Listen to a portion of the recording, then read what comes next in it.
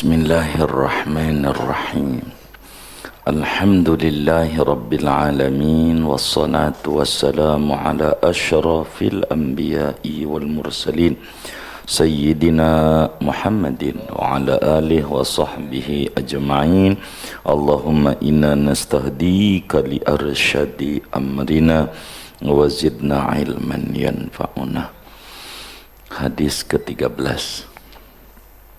An Abi Hamzah Anas bin Malik radhiyallahu an khadimi Rasulillah sallallahu alaihi wasallam qala, diriwayatkan dari Abu Hamzah, nama aslinya Anas putra Malik radhiyallahu an, pelayannya Rasulullah sallallahu alaihi wasallam, qala, Nabi bersabda, la yu'minu ahadukum hatta yuhibba li akhihi ma yuhibbu li nafsihi. Tidak beriman seorang kamu sebelum mencintai bagi orang lain, bagi saudaranya, apa-apa yang ia cintai bagi diri sendiri. Rawahul Bukhari wa Muslim, hadis riwayat Bukhari dan Muslim.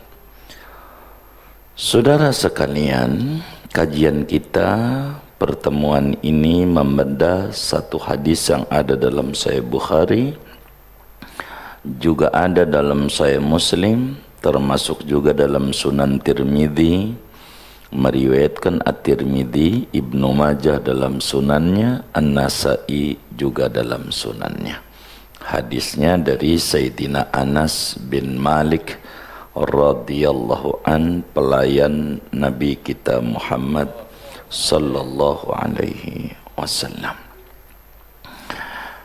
Nabi kita sallallahu alaihi wasallam bersabda, tidak beriman seorang kamu sebelum menyukai bagi orang lain apa saja yang dia sukai untuk diri sendiri.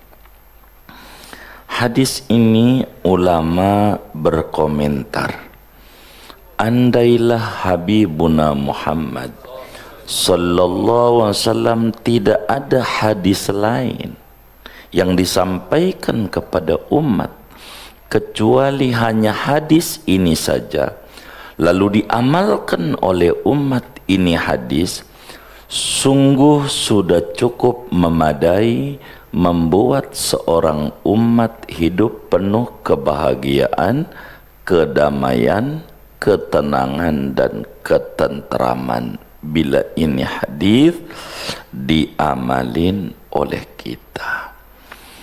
Sebab saudara, Islam itu ada dua aspek yang ditinjau untuk umatnya. Yang pertama, hubungan dengan Allah yang disebut oleh orang umum hubungan vertikal. Yang kedua, hubungan sesama manusia yang disebut bahasa lainnya hubungan horizontal. Hadis ini mengatur hubungan antara kita dan orang sekeliling kita. Kata Nabi, iman kita itu bisa bertambah, bisa berkurang. Dengan apa kita bertambah? Dengan melaksanakan adab-adab Islam oleh pemeluknya.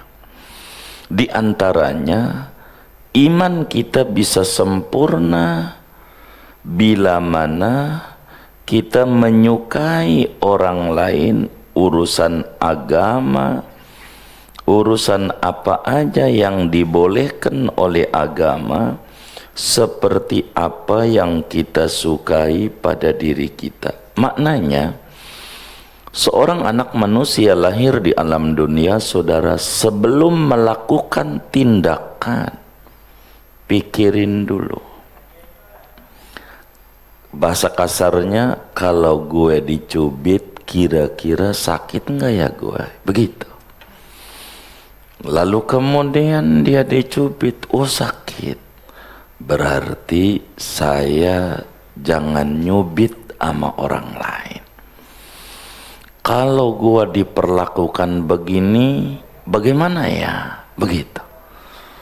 Oh saya mau, maka kita pun juga memperlakukan sama orang lain kayak begitu.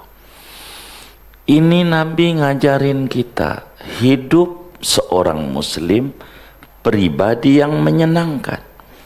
Karena berpikir bagaimana yang dia dapat orang lain kudu dapat. Bagaimana yang dia senang orang lain kudu senang. Pola pikir ini yang membuat sukses seorang muslim. Pola pikir pengen nyenengin orang. Kenapa? Karena dirinya pengen diperlakukan menyenangkan. Itulah pribadi muslim. Dalam hidupnya apa saja dia akan menyukai yang terjadi pada dirinya kepada orang lain, sehingga tidak ada iri, tidak ada dengki. Ketika ada orang lain itu senang, dirinya ikut senang. Karena ketika kita senang, ada orang lain turut senang, kita juga ikut senang. Jadi apa saja ditimbang oleh seorang muslim sebelum bertutur, sebelum dia bertindak, sebelum apa saja, sehingga perlakuan seorang muslim adalah pribadi yang amat sangat menyenangkan.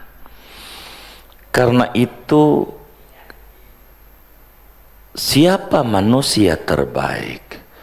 Maka tidak ada lagi jawabannya selain Nabi Muhammad sallallahu alaihi wasallam. Nabi itu bukan saja pengen dirinya selamat, pengen dirinya dapat surga tinggi. Apa saja jalan-jalan yang membuat orang lain, umat, mendapat derajat tinggi disampaikan. Karena kesenangannya enggak sama dirinya.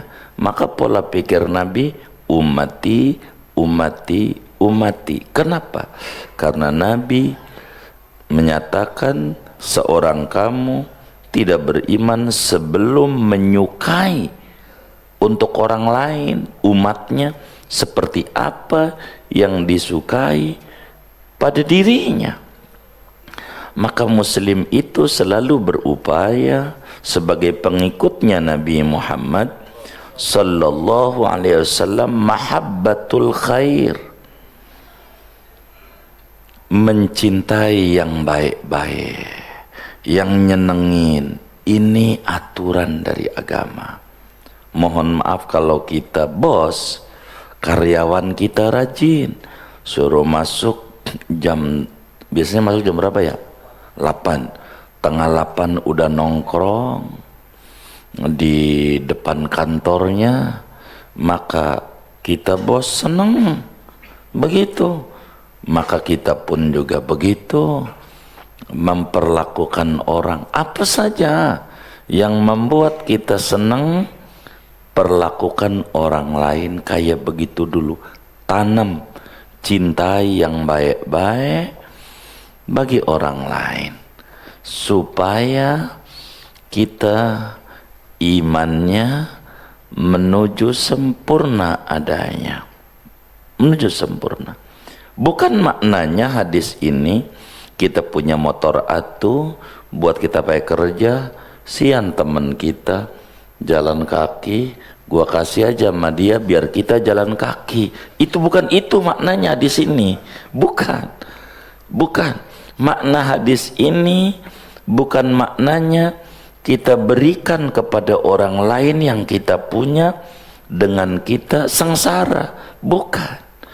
Tapi apa yang kita dapat, bagikan kepada orang lain supaya orang lain juga dapat seperti apa yang kita dapat. Artinya enggak pengen sukses sendirian, tapi pengen orang lain juga sukses adanya, tentu pada hal-hal yang boleh. Jangan sampai saya pengen ngamen di sini, gua demen sama bini gua kasih aja dah sama dia. Itu kagak bener. Ini bukan ngamalin di sini, ngerusak. Bukan itu, bukan. Yang boleh, boleh.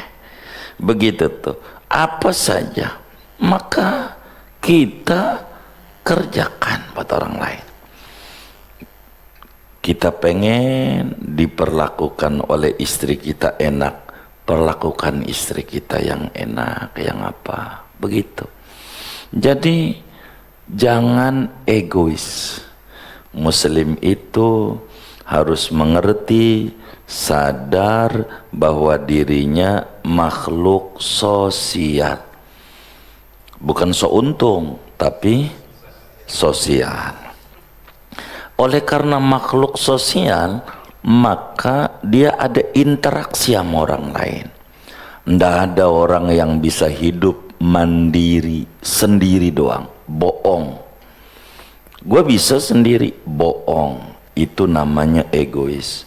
Sebab jangankan perkara besar, perkara kecil, mata kita kelilipan, bisa nggak niupin sendiri? Bisa nggak? Tuh, itu nggak bisa, masih butuh orang lain. Maka kita itu butuh sama orang lain. Maka Islam mengatur cara berinteraksi sama orang lain.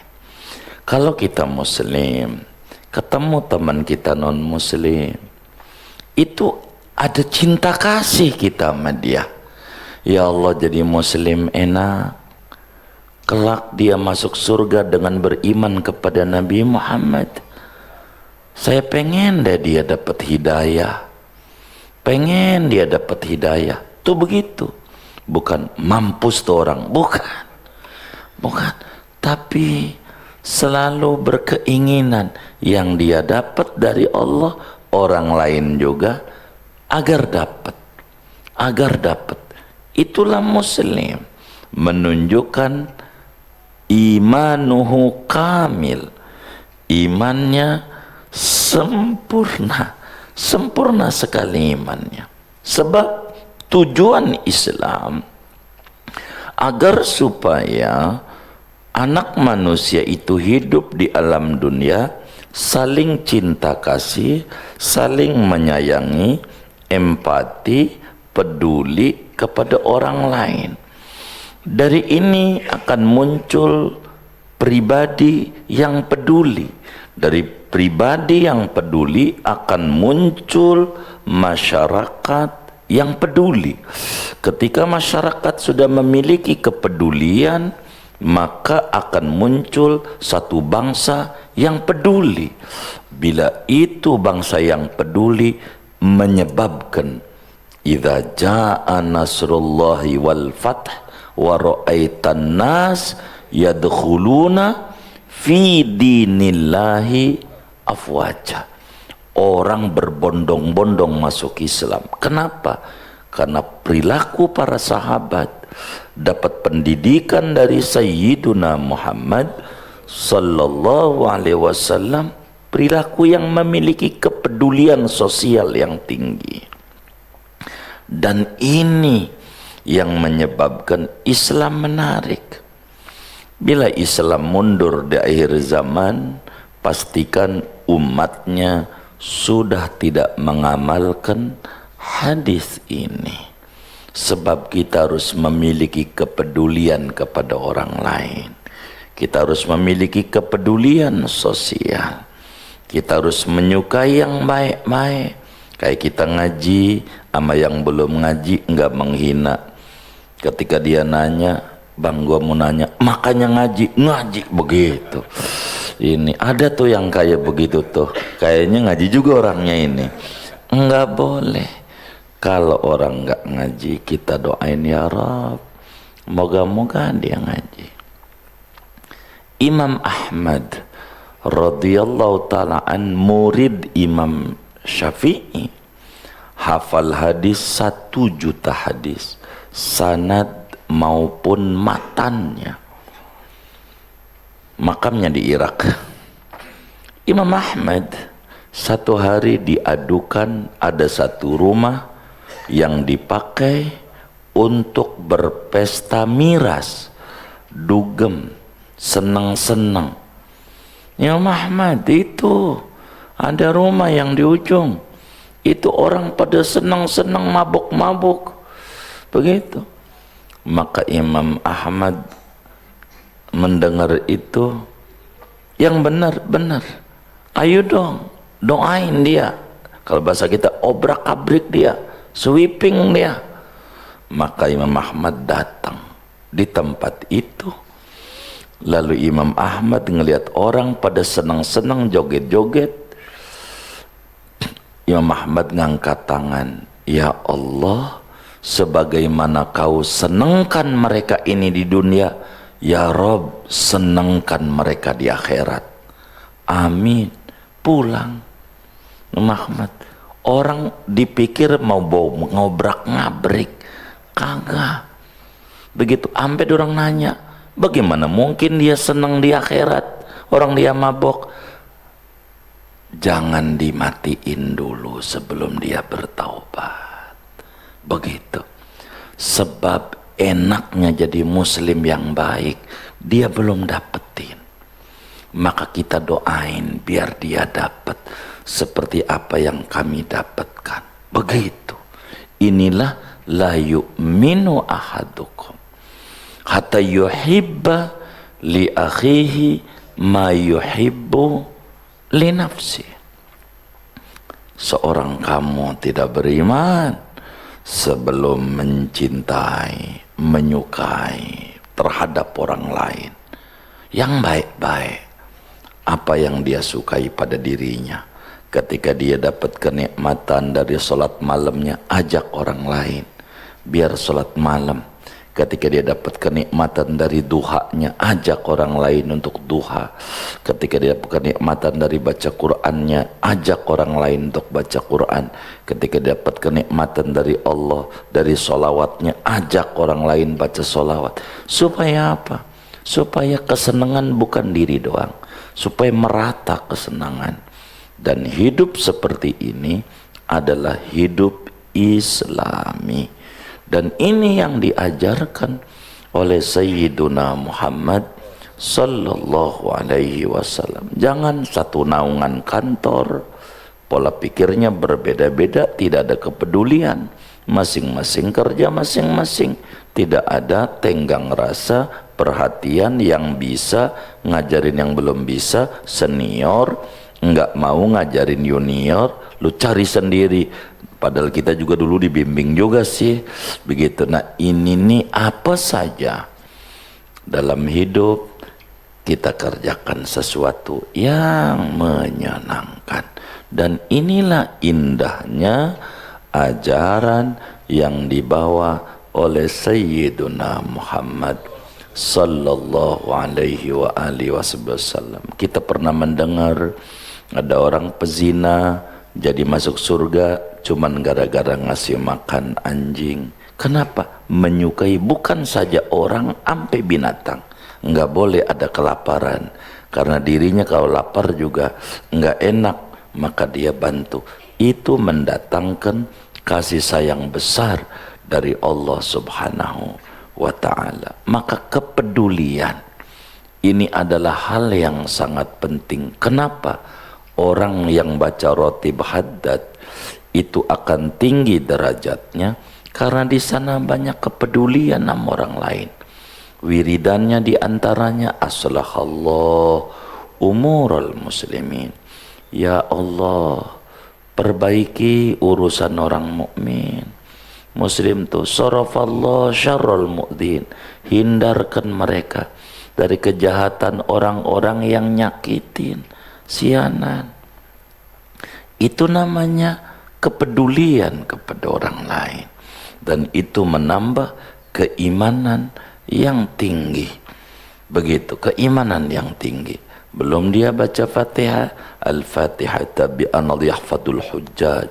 Saya baca Fatihah, harapan saya yang haji, yang umroh, yang bepergian, mau dagang, mau kerja, tolong Tuhan selamatin pulang ke rumah kumpul sama keluarga dengan membawa hasil yang terbaik. Coba kayak begitu tuh doain orang lain, dan itu kepedulian yang amat sangat luar biasa di dalam hidup dan kehidupan seorang muslim, dan ini akan menyatukan hati kaum muslimin.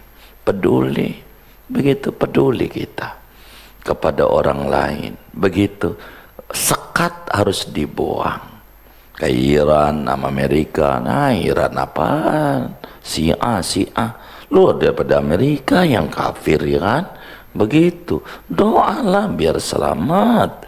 Begitu, kan dia muslim juga walaupun si A muslim, dia haji juga, dia sholat juga, hanya berbeda teknis dia, tapi prinsipnya dia bersyahadat kepada Allah, bersyahadat kepada Rasulullah. Jadi kadang kita digiring menjadi tidak peduli. Andai kita jadi masyarakat muslim tinggal di Iran, Ramadan makanannya sahurnya bom-bom, nah sian kita sama mereka. Palestina sian. Ini namanya kepedulian, dan itu ada tanda-tanda keimanan yang mantap sama Allah.